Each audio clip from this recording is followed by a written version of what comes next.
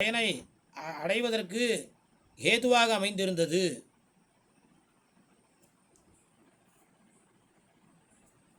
இதை நாம் அதிலிருந்து ஒரு சில விடயங்களை இப்போ நாம் ஒரு சில துளிகளை அனுபவிப்போம். இவர் எப்படி எழுதுவார்னா, இந்த ஆச்சாரியர் அதாவது ஜிஆர் சுவாமி பூர்வாசிரமத்தில் மக்களுக்கு தகுந்தாற்போல் அந்த மக்களுடைய வாழ்கின்ற வாழ்வியல், அவர்களுடைய படிப்பு, அவர்களுடைய ஞானம், அந்த ஞானத்தை கொண்டு அவர்கள் படித்தால் அவர்கள் எப்படி புரிந்து கொள்ள முடியும் என்பதை அறிந்தவராக இவர் தன்னுடைய வார்த்தைகளை எழுதுவார். அந்த வார்த்தைகள் மிகவும் பிரௌடமாகவும் இருக்கும். பிரௌடம்னா பிரௌட சைலின்னு சொல்லக்கூடிய மிகவும் தமிழ் மேன்மையான தமிழாக இருக்கும். அது சாமானிய ஜனங்களும் படித்து கொள்வதற்கு ஏதுவாக இருக்கக்கூடிய சகஜ பாஷையிலேயும் அமைந்திருக்கும். அவர் எழுதுகிறார், வானம் பொழியுது, பூமி விளையுது, இடையில் மனிதன் செயல்படுகிறான். வானம் பொழியாவிட்டால், பூமி விளையாவிட்டால் மனிதனுக்கு வேலையே இல்லை. மனித செயல்கள் அவனது அறிவையும் ஆற்றலையும் மட்டுமே பொறுத்ததில்லை. இயற்கையின் ஒத்துழைப்பு அவனுக்கு இன்றியமையாதது. இயற்கை கண்மூடித்தனமாக இயங்கவில்லை, கருத்தோடு தான் செயல்படுகிறது என்பதை காணும் மனிதன் அதற்கு காரணமான இறைவனை தனக்கு எட்டிய அறிவின் அளவில் ஏற்றி போற்றுகின்றான். இப்படியாக இந்த பகவத்கீதையில் இருக்கக்கூடிய சாராம்சமான விஷயங்களை, தத்துவார்த்தங்களை மிகவும் எளிமைப்படுத்தி அனைவரும் கற்று தெளிந்து அந்த எம்பெருமான் திருவடியை பற்ற வேணும், அந்த ஞானத்தை அடைய வேணும், அவர்களுக்கு சேஷபூதர்களாக இருந்து அந்த எம்பெருமானுக்கு தாங்கள் அடிமைப்பட்டு அவனுக்கு கைங்கரியம் பண்ண வேணும் என்ற விஷயங்களை இந்த கண்ணன் தான் முடிந்த மொழிகளை, கீதாச்சாரியனாக இருந்த மொழிகளை மிகவும் எளிமைப்படுத்தி அனைவருக்கும் சேர வேணும் என்பதாக மிகவும் அழகாக இவர் நூலை ஏற்றி காட்டி கொடுத்தவர். அதை பரப்பியது மட்டுமல்லாமல் எத்யது ஆச்சரத்தை சிரேஷ்டா தத்ததேவ இதரோஜனஹா என்பதாக ஒரு சிரேஷ்ட புருஷராக இருந்து பூர்வர்கள் எப்படி இருந்தனரோ அதை போன்று இவர் இருந்து மக்களுக்கு வழிகாட்டினார். வாய்மொழியாகவும் மொழிந்து வழிகாட்டியவர், எழுத்துப்பூர்வமாக எழுதியும் வழிகாட்டியவர், அனுஷ்டானத்திலே கொண்டு நடந்தும் வழிகாட்டியவர். ஆச்சாரியனுக்கு சொல்லும் பொழுது ஆச்சாரியன் என்பவன் எவன் என்று காட்டும் பொழுது இரண்டு வகையாக சொல்கிறார்கள். ஆச்சாரியோ வேத சம்பன்னோ விஷ்ணு பக்தோ விமத்சரஹா மந்திரஜோ மந்திரபக்தச்ச சதா மந்திரா ஆஸ்ரயசுச்சிஹி குரு பக்தி சமாயுக்த புராணஜோ விசேஷதः ஏவம் லக்ஷண சம்பன்னோ குருரித்ய விதீயதே. இப்படியாக ஒரு பிரமாணம் காட்டப்பெறுகிறது உபனிடத்திலிருந்து. அதை தவிர அனைவருக்கும் பிரசித்தமான ஆச்சாரியன் என்பவன் யார் என்பதற்கு உண்டான ஸ்லோகம். ஆச்சினோதி சாஸ்திரார்த்தான் ஆச்சாரே ஸ்தாபயத்யபி ஸ்வயமாச்சரதே யஸ்மாத் தஸ்மாத் ஆச்சாரிய உஷ்யதே. ஆச்சாரிய என்பவன் ஆச்சினோதி சாஸ்திரார்த்தான், அறநெறி நூல்களிலே பொதிந்துள்ள அந்த கருத்துக்களை, வேதாந்த விடயங்களை கற்பிப்பது மட்டுமல்லாமல்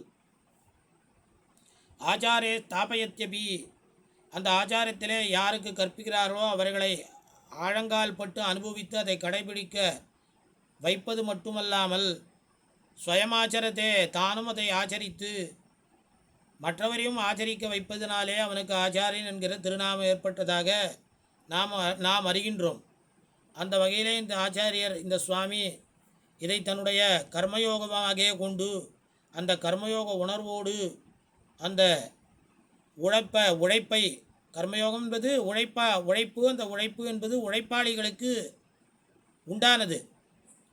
இதன் மூலம் மக்கள் உயர்வடைய வேண்டும். இப்படியான கர்மயோகத்தை பற்றி மிகவும் எளிமையான கருத்துக்களை பகவத்கீதையின் மூலமாக இவர் அறிவித்தவர். இது பல இடங்களில் நாம் இவருடைய வியாக்கியானங்கள் எழுத்து மூலமாக நாம் அறிய முடியும். இப்படியாக இவர் சொல்லும் பொழுது அவர் அந்த பகவத்கீதையிலே வரக்கூடிய அத்தியாயங்கள், அதில் 13 முதல் 18 வரை உள்ள கீதை அத்தியாயங்களில் அதற்கு முன்பாக கூறப்பட்ட விடயங்கள், அதையே எம்பெருமான் திரும்பவும் கூறி விளக்குகிறார் என்பதை கூறுகிறார். அது ஆத்மா சம்பந்தப்பட்டதாக, அதற்கு உண்டான தன்மைகள், அதிலிருந்து விடுபடும் வழிகளையும் பெருமான் கூறுவதாக இவர் இந்த ஆச்சாரியர் அதாவது ஜீயர் சுவாமி தன்னுடைய எழுத்திலே எழுதி காட்டியவர், எழுதி காட்டி பிறருக்கு உணர்த்தியவர். இந்த சாத்விகம், ராஜசம், தாமசம் என்ற மூன்று இந்த இயற்கையின் குணங்கள் சத்வரஜஸ்தம இது குணாக பிரகிருதி சம்பவாக என்பதாக கண்ணன் இதை தெரிவிக்கிறான். அதை இந்த இறையருளால் இவற்றிலிருந்து விடுபடும் வழியையும் 14ஆம் அத்தியாயம் பகருகிறது என்பதையும் இவர் தன்னுடைய அந்த எழுத்துப்பூர்வமாக மிகவும் எளிமையாக காட்டுகிறார். இப்படி அந்தந்த இடங்களிலே அந்தந்த அத்தியாயங்கள் எப்படி தொகுக்கப்பட்டிருக்கிறது, அந்தந்த அத்தியாயங்களின் தொகுப்புகளிலே இருக்கக்கூடிய கருத்து என்ன, திரண்ட கருத்து என்ன, இப்படியாக பல விஷயங்களை இந்த பகவத்கீதையின் சாரமாக இந்த சுவாமி ஜீயர் சுவாமி காட்டுகிறார். இப்படி காட்டும் பொழுது இவர் மேற்கொண்டு இந்த ஜீயர் சுவாமி தன்னுடைய வாழ்க்கையில் நடந்த விஷயங்களை கொண்டு நாம் பார்க்கும் பொழுது இவர் கொண்டிருந்த திடமான கொள்கை என்ன, பூர்வாசிரமத்திலேயும் சரி பிற்பாடும் சரி சந்நியாச ஆசிரமத்திலேயும் சரி இந்த சுவாமி கொண்டிருந்த திடமான வைராக்கியத்துடன் கொண்டிருந்த கொள்கைகள் என்ன? எளிய வாழ்வில் உயர்ந்த நோக்கம், குறைந்த தேவையில் நிறைந்த சேவை, முதல் கொள்கை. இரண்டாவது, இறைநிலை பல, மிக்க இறைநிலை பரத்வம் திருமாலுக்கே, இது இரண்டாவது. நெறிகள் பல, திருமால் திருவடிகளே தக்க நெறி, இது மூன்றாவது. ஊழ்வினை பல, செடியாய வல்வினை தீர்ப்பவன் திருமாலே, இது நான்காவது. வாழ்வு தொண்டே செய்து என்றும் தொழுது வழி ஒழுக பண்டே பரமன் பணித்த பணிவகைய, இது ஐந்தாவது. இப்படியாக இந்த கொள்கைகளிலே இந்த சுவாமியானவர் திடமான ஒரு உறுதியான மனோபாவத்தை கொண்டு அதையே பிறருக்கும் கற்பித்து தானும் வாழ்ந்து பிறரையும் வாழ்வித்தவர் இந்த சுவாமி, இந்த ஜீயர் சுவாமி. இவரை பற்றி கீர்த்தி மூர்த்தியாக திகழ்ந்தவரான இவருடைய கிரந்தாச்சாரியர் காரப்பங்காடு சுவாமி, அந்த சுவாமிக்கு வெங்கடாச்சாரியர் என்று திருநாமம். அந்த சுவாமி இவரை ஆசாசனம் பண்ணி, அதாவது அருளாசி வழங்கி ஒரு விஷயத்தை எழுதினார். திருவள்ளிக்கேணி ஸ்ரீ எதுகிரி எதிராஜ ஜீயர் மடம், அது மட்டம் அது. ஆனால் அதை கல்யாண மண்டபமாக எல்லோரும் அதுக்கு நிகழ்ச்சிகள்லாம் நடத்தின்னு இருக்கா, சுபகாரியங்கள்லாம் நடக்கிறது. அந்த இடத்துல 70ஆம் ஆண்டு 1970ஆம் ஆண்டு அங்கு நடத்திய மணவாள மாமுனிகள் 600வது ஆண்டு விழா. அதிலே இவருடைய கிரந்தாச்சாரியரான ஸ்ரீ ஊவே காரப்பங்காடு வெங்கடாச்சாரியர் சுவாமி ஒரு நூலை வெளியிட்டு அருளினார். அப்பொழுது அவர் உரை நிகழ்த்தினார். அதிலே மாமுனி வைபவம் மணிப்பிரவாள் நடையில் முன்னோரால் பரம போக்கியமாக எழுதப்பெற்றுள்ளது. ஆயினும் இக்காலத்தவர் போகும், அதாவது அவர்கள் போக்கும், அவர்களிட போக்கின்ற பொழுதும் அதற்கு உண்டான நோக்கும் இவற்றையெல்லாம் கருதி அழகான தமிழ்நடையில் முன்னோர் கருத்துக்களை தொகுத்து எழுதி இந்த நூலை ஸ்ரீ ராமானுஜம் வெளியிட்டுள்ளார். அதாவது இந்த ஜீயர் சுவாமி, எம்பார் ஜீயர் சுவாமி, அவர் தன்னுடைய பூர்வாசிரமத்திலே அவருக்கு உண்டான திருநாமம் அதை காட்டி, அதை சுட்டி காட்டி திருவேங்கடாச்சாரியர் என்கிற அவருடைய கிரந்தாச்சாரியர் இவரை புகழ்ந்து பேசுகிறார். ஆச்சாரியின் விஷயமான இந்த பணி மிகவும் திருப்தி அளிக்கிறது. யாருன்னா அந்த சுவாமி, அதாவது காரப்பங்காடு சுவாமி, அவர் சொல்லுது. இவர் மகிழ்ந்து பாராட்டுகிறேன். ஸ்ரீ ராமானுஜத்தை எனது பிள்ளையாகவே அபிமானித்துள்ளேன். தான் பெறாத பிள்ளையாக அவர் நினைத்திருந்தவர். யாருன்னா கிரந்தாச்சாரியன். அந்த சுவாமி யார்? காரப்பங்காடு சுவாமி. இப்பணியினால் பகவான் பார்த்தசாரதியின் திருவுள்ளம் உகக்கும், எம்பெருமானார் திருவுள்ளம் உகப்பார். தம் பெருமை சிறப்புகளை கேட்க விரும்பாத மாமுனிகள் உகப்பாரோ என்னவோ. நாம் எல்லாரும் உகந்து ஆதரிக்க வேண்டிய பணி இது. யார் பணி? பூர்வாசிரமத்திலே எம்பார் ஜீயர் சுவாமி செய்த பணியை அவருடைய கிரந்தாச்சாரியரான கீர்த்திமூர்த்தியான காரப்பங்காடு சுவாமி அவர் வெளியிட்டருளினார். மேலும் இம்மாதிரி நற்பணிகளை செய்ய ஸ்ரீ ராமானுஜத்துக்கு, ராமானுஜன்னா குமாரவாடி ராமானுஜாச்சாரியர் திருநாமம் பூர்வாசிரமத்தில், அவரை பற்றி சொல்லும் பொழுது இந்த ராமானுஜத்துக்கு எல்லா வசதிகளையும் நன்மைகளையும் பகவானும் ஆச்சாரியனும் அளிக்க வேணும் என்று பிரார்த்திக்கிறேன். இப்படியாக மங்களாசாசனம் செய்தவர் அந்த சுவாமியினாலே இவர் ஆசாசிக்கப்பட்டவர். இப்படி சொல்லும் பொழுது இவரை பற்றி சில விஷயங்கள் இந்த சுந்தரவரத ராமானுஜதாசன் என்பவராலே சில விஷயங்கள் காட்டப்பெறுகின்றன. அவையும் இந்த இடத்துல நம்மால் அனுசந்திக்கத்தக்கது என்று நினைத்து அவைகளையும் விண்ணப்பம் செய்கிறேன். இது இன்னும் கூட ஒரு 10 நிமிஷம் ஆகும்னு அடியானுடைய அபிப்பிராயம். அதை சொல்லி தலை கட்டி விடுகிறேன். இந்த பூர்வாசிரமத்தில் இந்த சுவாமி குமாரவாடி ராமானுஜாச்சாரியர் என்பவராக எழுந்தருளியிருந்த இந்த சுவாமி ஆற்றிய அரும்பணிகள் கைங்கரியங்கள் என்ன அப்படின்னு எழுதப்பட்டிருக்கிறது. இது தொகுத்தவர் யாருன்னா, அடியேன் இப்போ சொன்ன மாதிரி சுந்தரவரத ராமானுஜன் அவர் தொகுத்தது. அதிலிருந்து அடியேன் சில விஷயங்களை விண்ணப்பம் செய்கிறேன். இந்த சுவாமி பூர்வாசிரமத்திலே தேச விடுதலை போராட்டத்தில் பங்கு கொண்டவர். இவர் தீவிர தேசபக்தியை பரப்பியவர். அப்படி இருந்து தேச பக்தியிலே ஈடுபட்டதினாலே முன்னாளிலே இருந்த முதல்வர், தமிழகத்தினுடைய முதலமைச்சர் பக்தவத்சலம் போன்ற தலைவர்கள் அவர்களை அழைத்து விழா நடத்தியவர். இந்த இந்து மதத்திற்கு உண்டான எதிர்ப்பு, நாஸ்திகம் இதெல்லாம் அந்த காலத்தில் தலையெடுத்த நேரத்திலே இந்த விஸ்வ இந்து பரிஷத் அது போன்று இருக்கக்கூடிய அமைப்புகள், இயக்கங்கள் அவைகள் நடத்தின மாநாட்டிலே பங்கு கொண்டு இவர் சிறந்த உரையாற்றி சைவத்தையும் வைணவத்தையும் ஒருமைப்படுத்தும் வகையிலே பல சொற்பொழிவுகளை ஆற்றியுள்ளார். இந்த ஸ்ரீ வைஷ்ணவ வடகல தென்கலை இப்படி இருக்கு இல்லையா, இவர்களிடையே இருக்கக்கூடிய காழ்ப்புணர்வு, இந்த வேற்றுமை, இதை நீக்குவதற்காக அவர்களுக்குள்ளே இருக்கக்கூடிய அபிப்பிராய பேதத்தை நீக்கி அதை ஒன்றுபடுத்துவதற்காக ஐக்கிய வைணவ பிரச்சாரத்தில் இந்த லிஃப்கோன்னு ஒன்று இருக்குது, ஒரு புத்தகம் வெளியிடக்கூடிய நிறுவனம். அதனுடைய அதிபர் அவருடன் சேர்ந்து இது மாதிரி விஷயங்களை அவர் செய்தார், பிரச்சாரப்படுத்தினார். ஸ்ரீபெரும்புதூரிலே 1974 ஸ்ரீமன் திருதண்டி நாராயண ராமானுஜர் சுவாமி அவர் நடத்திய ஸ்ரீ ராமானுஜ கிரத்துன்னா வேள்வி யாகம்.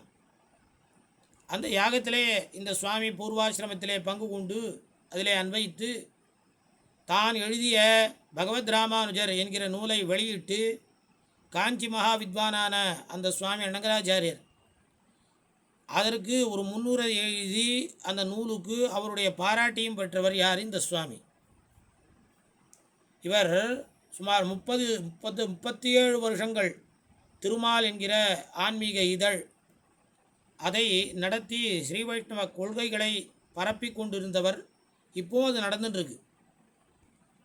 இந்த வைஷ்ணவ பேரவை என்று ஒன்று இருந்தது. அதனுடைய சார்பிலே ராமானுஜர் இயக்கத்தில் பங்கு கொண்டு 630 கிராமங்கள் சுமாராக அதற்கும் மேல் சென்று அங்கே சொற்பொழிவு செய்து ஸ்ரீ வைஷ்ணவத்தை பரப்பியவர் இந்த சுவாமி.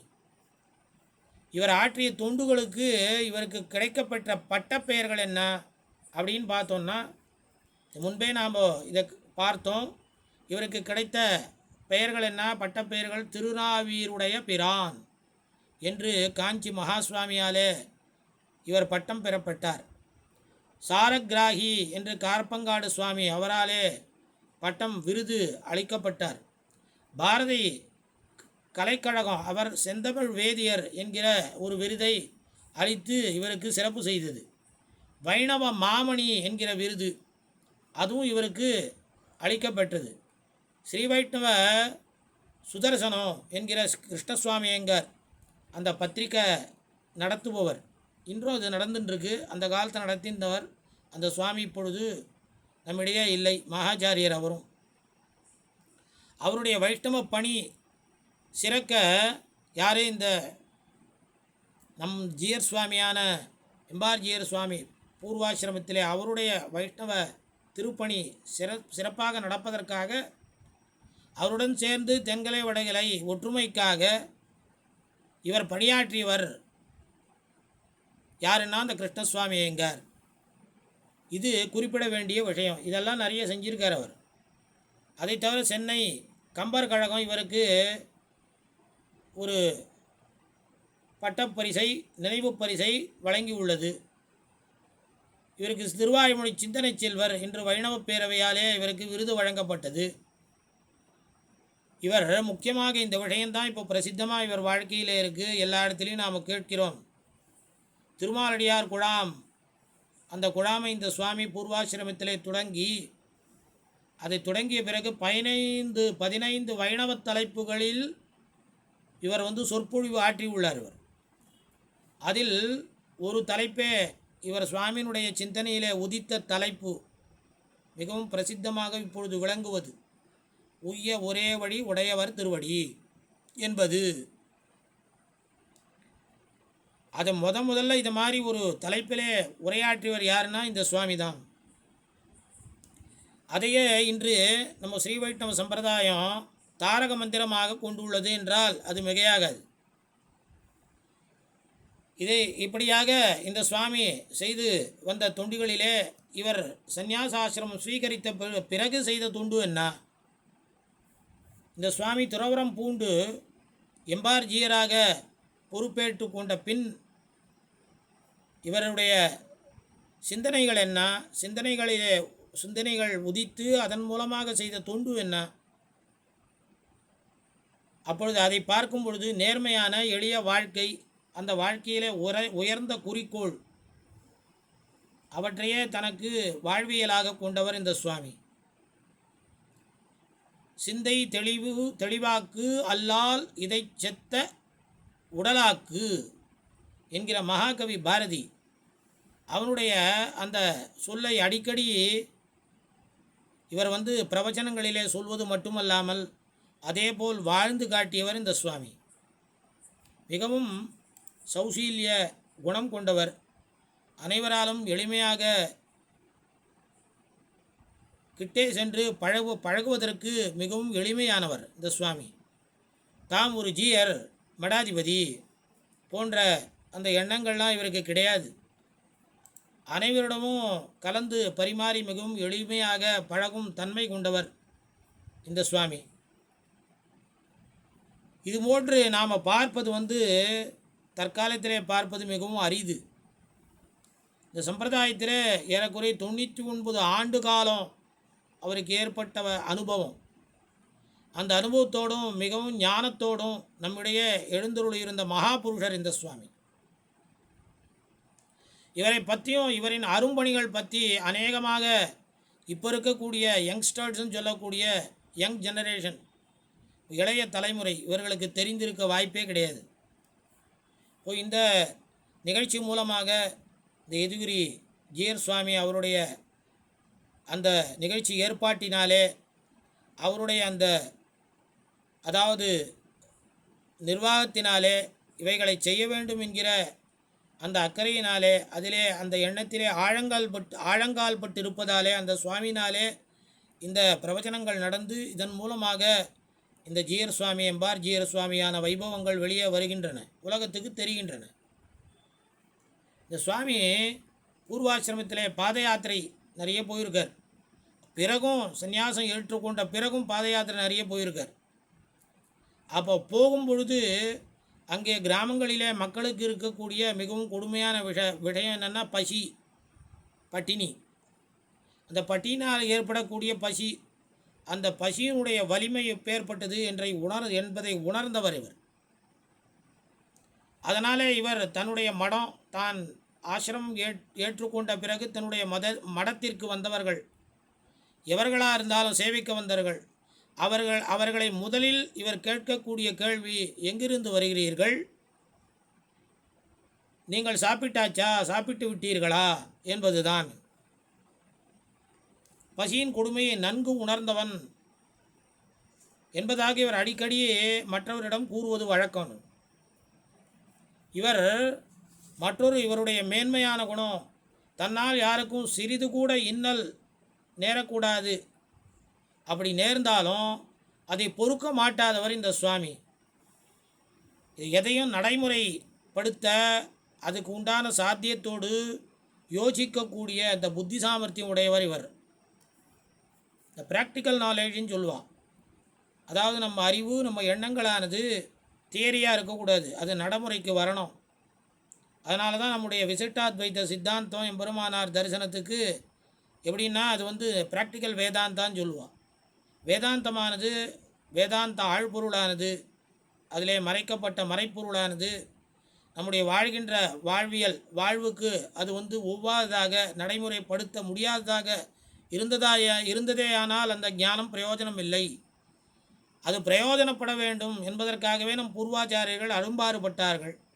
அந்த விசிட்ட தத்துவத்தை உள்வாங்கியவராக இவர், அதிலே ஆழங்கால் பட்டவராக, அதையே தனக்கு பணியாக கொண்டு அந்த விசிட்ட தத்துவத்தை பாகவத் ஆச்சாரிய கைங்கரிய முகேன இவர் செய்தவர். இவர் பூர்வாச்சாரிகளின் வழியில் சிஷ்யர்களுக்கு தானே கிரந்த காலட்சேபங்களையும் இவர் செய்து அதன் மூலமாக ஞானம், பக்தி இவைகளை உண்டாக்குகின்ற பெரிய ஒரு சந்தோஷத்தை பெற்றவர் இந்த சுவாமி, ஜீயர் சுவாமி. இவர் ஜீயராக பொறுப்பேற்ற பிறகு முமுட்சுப்படி ஸ்ரீவச்சன பூஷணம், பகவத் விடயம் மற்றும் இது போன்று இருக்கக்கூடிய சம்பிரதாய கிரந்தங்கள் அதை அனைத்தையும் தன்னுடைய மட்டத்திலே தன்னிடம் காலக்ஷேபம் கேட்க வந்தவர்களுக்கு மிகவும் அருமையாக, எளிமையாக அவர்கள் புரிந்து கொள்ளும் வண்ணம் காலக்ஷேபம் சாதித்தவர். சிஷ்யர்களுக்கு, அங்கே மடத்துக்கு வரக்கூடிய சிஷ்யர்கள் ஒவ்வொரு வாரம், அந்த வாரத்தினுடைய கடைசி நாளான ஞாயிற்றுக்கிழமை, ஞாயிறு தோறும் இவர் என்ன பண்ணுவார், ரகசிய கிரந்தங்கள், அந்த கிரந்தங்களை காலக்ஷேபம் பண்ணுவதை தொடர்ந்து 2019 அந்த வருடம் வரையிலும் இந்த சுவாமி நடத்தி வந்தார். இப்படியாக இந்த சுவாமி பல விஷயங்களை, பல வித்வான்களை கொண்டு இந்த சம்பிரதாய கைங்கரியங்களையும் செய்து வந்தார். அதேபோல் வாடி ஐதிராசன் என்கிற தலைப்பில் எம்பெருமானாருடைய 1000வது வருடம், அந்த 1000வது வருட கொண்டாட்டம், அந்த கொண்டாட்டத்திலே நடத்திய விழா, அந்த விழாவிலே தலைமை ஏற்று சிறப்பு விருந்தினராக தலைப்பை ஏற்று சிறப்புரை ஆற்றியவர்.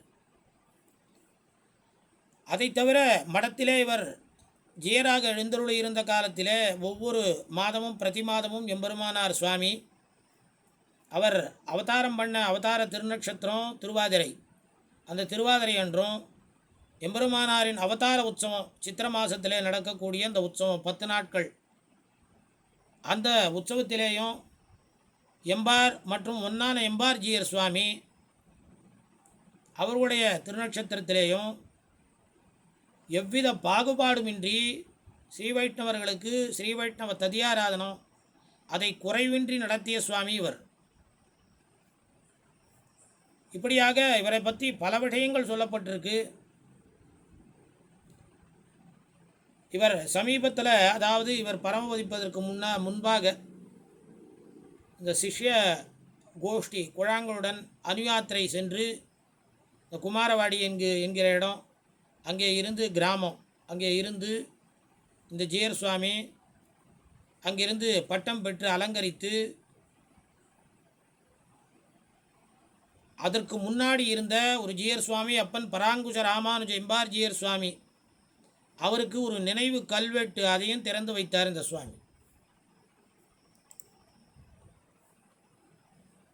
இப்படியாக இவர் வாழ்க்கையிலே நாம் ஆராய்ந்து பார்க்கும் பொழுது எண்ணிறந்த விஷயங்கள் நமக்கு மிகவும் கற்க வேண்டியதாக, அதற்காக நாம் பாரிக்க வேண்டியதாக இருக்கின்ற நிலையிலே ஸ்ரீபெரும்புதூரிலே இருக்கக்கூடிய மணவாள மாமன்கள் சன்னதி, அந்த சன்னதியிலே இருக்கக்கூடிய பிள்ளலோகாச்சாரியர் அவர் சன்னதி, அது சித்திலமடைந்த போது, பழுதடைந்த போது தம் சக்திக்கு மீறிய செலவில் தனக்கு உண்டான சக்தி சன்னியாசிகளுக்கு என்ன இருக்கும், இருப்பினும் அதை எப்படியாக துண்டாக கொண்டு அதை சீர் செய்து அது நன்கு சமைத்து அதை புதுப்பித்தவர் யாருன்னா இந்த சுவாமி. அது மிகவும் குறிப்பிடத்தக்க ஒரு கைங்கரியம். அதை போன்று எம்பார் அவருடைய அவதாரஸ்தலமாகிய மதுரமங்கலம், அந்த மதுரமங்கலம் போன்று இருக்கக்கூடிய சந்நிதிகளுக்கும் இவர் நிதி உதவி செய்து நிறைய திருப்பணிகளுக்கு ஆதரவாக இருந்திருக்கின்றார். எம்பெருமானார் அவர் சொல்லி சென்ற வழியில் என்னது ஸ்ரீ வைஷ்ணவர்களுக்குள் ஏற்றத்தாழ்வு என்பது கிடையாது. இப்படி இருக்கக்கூடிய அந்த அபிப்பிராயங்களை அகற்றி சமத்துவத்தை காத்து நின்றவர் யார்? இந்த சுவாமி. இப்படியாக இந்த சுவாமி தன்னுடைய சிறு வயதிலிருந்தே தேசத்துண்டுகள், திருமாலடியார் குழாம் மூலமாக திருவாய்மொழி இலவச வகுப்புகள், திருமாலிதழ் மற்றும் பதிப்பக நூல்கள், ஸ்ரீ வைஷ்ணவ மாநாடுகள் மற்றும் பிரச்சாரங்கள், திவ்ய தேசங்களில் பாத யாத்திரை, சனாதன தர்மத்துக்கும் சம்பிரதாயத்துக்கும் சுவாமி தம் வாழ்வினை இறுதி வரை அர்ப்பணித்து செய்து வந்த எண்ணிறந்த கைங்கரியங்கள், அது சமூகத்துக்கு உண்டானதாலும் சரி, சம்பிரதாயத்திலும் சரி, இன்றைய உலகிலே இப்படி பார்க்கக்கூடியவர்கள் மிகவும் அபூர்வமானவர்கள். இன்றும் கைங்கரியங்களிலே சுவாமியின் குறையாத ஆர்வமோ இன்றுன்னா அவர் இன்று நம்மிடையே இல்லாது இருப்பினும் பரமத பிராப்தி அடைந்தாலும் அவருடைய கொள்கைகள் இன்றும் நம்மிடையே இருந்து கொண்டு அது நமக்கு ஆர்வத்தை உண்டாக்கி அயராத உழைப்பையும் உண்டாக்கி இப்படி இருக்கக்கூடிய தன்மையை நம்மிடையே உண்டாக்கின அந்த ஒரு குணமானது வேறு எவரிடத்திலேயும் நம்மால் காண முடியாது. இத்தகைய அரும்பெரும் பெருமைகளையும் பூண்டிருந்த இந்த உன்னதமான மகான் ஆச்சாரியர், அவர் வைகுண்ட வாழ்வு திருநாடு அங்கு இருப்பினும் சம்பிரதாயத்திற்கும் இந்த சுவாமியினுடைய சிஷ்யர்கள் மற்றும் அபிமானிகள் அவர்களிடத்திலே இவர் சொல்லி வைத்து அவர்கள் மூலமாக இன்றும் நடந்து கொண்டிருக்கிறது. இருப்பினும் இந்த சுவாமி நம்மிடையே இப்பொழுது இல்லாதது பேரிழப்பாகவே கருதப்பெறுகிறது. இந்த சுவாமி அடியேனுக்கு ஏற்பட்ட சில விடயங்கள், அனுபவங்கள், இவர் சந்நியாசாசிரம் ஏற்றுக்கொண்ட பிறகு இந்த சுவாமியை அடியேன் அந்த ஊருக்கு எம்பெருமானார் சந்நிதிக்கு கைங்கரியத்துக்கு போகும் பொழுது அடியேன் அனுபவித்த சில விஷயங்கள். இவர் ஆதியிலிருந்தே பட்டம் துறவரம் கொண்டிருந்த காலத்திலிருந்து எம்பெருமானார் சந்நிதியிலேயும் அங்கு உண்டான கைங்கரியங்களையும் மிகுந்த பற்று உடையவர். வெளியிலே பிரச்சாரங்களுக்கு சென்றாலும் முக்கியமான உற்சவங்களுக்கு அந்த சுவாமி சந்நிதியிலே வந்து இருந்து கைங்கரியம் பண்ணி கோஷ்டியிலே அன்வைத்து அந்த மற்ற ஸ்ரீ வைஷ்ணவர்களுடைய கலந்து பழகி பரிமாறி அந்த கைங்கரியங்களை பூர்த்தி பண்ணி கொடுக்கக்கூடிய தன்மை உடையவர். அங்கிருந்து அங்கு வந்து அங்கே சில குறைகள் இருந்தாலும் அவைகளெல்லாம் ஒரு தன்னுடைய அபிப்பிராயத்தின் மூலமாக குறிப்பாக காட்டி அதை செவ்வனே நடக்கச் செய்பவர் அவர் அந்த சுவாமி. அங்கே யாரிடத்திலேயும் எந்த காழ்ப்புணர்ச்சியும் ஒருவரிடத்திலேயும் அந்த உணர்வு, அதாவது அந்த சம்பிரதாயத்திலே எதிர்மறையான உணர்வு உண்டாகாதபடி அதை அறிவுரை வழங்கி செவ்வனே நடத்தக்கூடிய திறன் கொண்டவர் இந்த சுவாமி. அது மட்டுமல்லாமல் அவர் வயது முதிர்ந்து உடல் தளர்ந்த போதும் கூட முக்கியமான உற்சவங்களுக்கு உண்டான சாத்துமுறைகள், எம்பெருமானார் அவருடைய வருட சாத்துமுறை, சித்திரையில் செய்ய திருவாதிரை, அந்த திருவாதிரை நட்சத்திரம், அது தவிர இருக்கக்கூடிய ஆழ்வார் ஆச்சாரியர்களுடைய திருநட்சத்திரங்கள் எல்லாவற்றிலும் சாத்துமுறைக்கு இருந்து அதிலே பங்கு கொண்டு கைங்கரியத்திலே ஈடுபட்டு இவர் தான் பிரசாத ஸ்வீகாரம் பண்ணி தன்னுடைய அடியார்களுக்கும் அதை காட்டி கொடுத்து இப்படி தான் அனுஷ்டானம் இருக்க வேணும் என்பதாக நடத்தி காட்டியவர். மடத்திலே அவர் எப்பவும் மடத்திலேயே இருக்கார் அப்படின்னு நாம் பார்க்கவே முடியாது அந்த சுவாமியை. இந்த சாயங்கால வேளையில் கைங்கரியத்துக்கு வந்துடுவார் ஊரில் இருந்தார்னா, இல்லை வெளியில் எங்கேயாவது கைங்கரியத்துக்கு போனார்னா, அதை தவிர மற்ற வேளைகளில் தொண்டே செய்து தொழுது வழி ஒழுக பண்டே பரமன் பணித்த பணிவகைய என்பதாக ஆழ்வார் காட்டினார். அதே போன்று வாழ்ந்தவர் அவர். ஒரு ஒரு சிறு பொழுதும் தன்னுடைய இந்த பிறவி பயனை இழக்காமல் ஸ்ரீ வைஷ்ணவனாக பிறந்தமைக்கு உண்டான விடயத்தை அவர் எப்பொழுதும் அனுஷ்டானத்திலே கொண்டவர் அந்த சுவாமி ஜீயர் சுவாமி. இப்படியாக அவர் இருந்த விடயங்களிலே அடியேனை கூட சில சமயங்களில் கூப்பிட்டு பிரவச்சனம் பண்ண சொல்லுவார். சில வார்த்தைகளுக்கு அர்த்தம் கேட்பார். தேசிகன் என்கிற வார்த்தைக்கு என்ன அர்த்தம் அப்படின்னு கேட்பார். என்ன கேட்டார். அடியேன் அதுக்கு நேரடியாக சொல்லுவோம். சாமானியமான அர்த்தம் தேசிகா என்ற சொல்லானது சதாச்சாரியனை குறிக்கும். இருப்பினும் அதற்கு நிருக்தி என்ன? நிருக்தின்னா ஒரு சப்தத்துக்கு அதனுடைய கருச்சொல்லிலிருந்து அதை உற்பத்தி பண்ணி பார்ப்பது.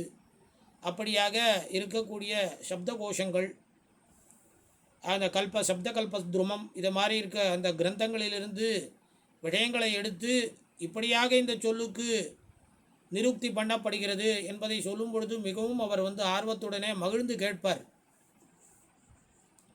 இது மாதிரி பல விடயங்கள் அடியேன் சில கிரந்தங்களை எழுதி நூலை வெளியிட்ட பொழுது அதில் மிகவும் உகந்து இந்த காலத்திலே இப்படியாக இந்த சத்சம்பிரதாயத்தை உணர்ந்து அந்த ரீதியிலே சத்சம்பிரதாயனுடைய ரீதி மாறாமல் பூர்வர்கள் எப்படி எழுதுவார்களோ அதை உள்ள கருத்தாக கொண்டு எழுதுபவர்கள் மிகவும் குறைவு.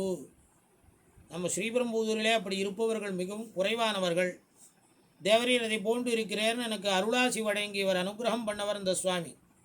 என்னுடைய தனிப்பட்ட அனுபவத்தை இங்கே சொல்ல வேணும் என்பதனாலே அடியேன் சொன்னார். பழகுவதற்கு மிகவும் எளிமையானவர். அவர் ஒரு துறவியாக இருப்பினும் யாராவது போய் தண்டனிட்டான்னா சேவித்தார்களன்னா இதை மாதிரி ஒரு வித்வான்களாக கைங்கரியவர்களாக ஆச்சாரிய பொருள்களாக இருப்பவர்கள் சொன்னால் அவர் பதிலுக்கு அவரும் சேவிப்பார். அதே போன்ற ஒரு ஒரு ஒரு அனுஷ்டானத்தை கொண்டவர் அந்த ஆச்சாரியர். இப்படி இருக்கக்கூடிய இந்த தன்மையோட இவர் இந்த ஆச்சாரியர் பல விஷயங்களை செய்தார். கடைசியிலே அவர் தன்னுடைய இந்த சரம விமல விக்கிரகம் இதை கழித்து கொண்டவராக திருநாட்டிலே இருந்து அங்கே கைங்கரியம் பண்ண வேணும் என்கிற நோக்கில் இங்கிருந்து கிளம்பி அங்கே சென்று கைங்கரியம் பண்ணி கொண்டிருக்கிறார். நமக்கு இது பேரிழப்பு தான். அதனால் வந்தவர் எதிர்கொள்ள மாமணி மண்டபத்து அந்தமில் பேரின்பத்து அடியவரோடு இருந்தமை ஒந்தலர் பொழில் குருகூர் சடகோபன் சொல் சந்தங்கள் 1000 இவை வல்லார் முனிவரே என்பதாக இந்த எம்பார்ஜியர் சுவாமியின் அவதாரமும் அதனை பற்றிய வைபவங்களும் அனுபவங்களும் வாசாம கோச்சரமாக இருக்கிறது. இருப்பினும் அவற்றுள் சிலவற்றை தேர்ந்தெடுத்து அந்த விபவ பிரபாவங்களை சேவிப்பதற்கு நமக்கு பிராப்தமாயிற்று. இவற்றை நம் பாரத நாடும் மக்களும்